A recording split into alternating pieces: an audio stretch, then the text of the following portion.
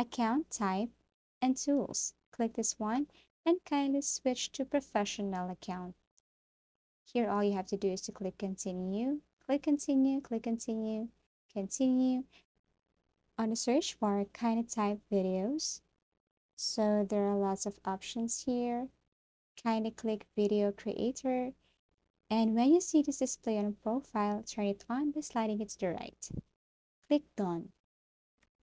Then click creator and then next.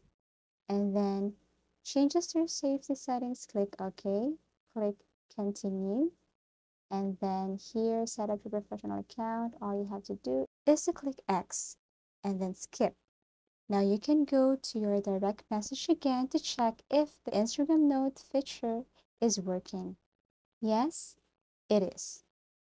Now you can start sharing your Instagram notes. Click the plus button, type any thoughts here. You can share anything here. For example, hi, and then emoji, and all you have to do is to click share, and your friends can see your Instagram note. Thank you for watching and see you again in our next video tutorials.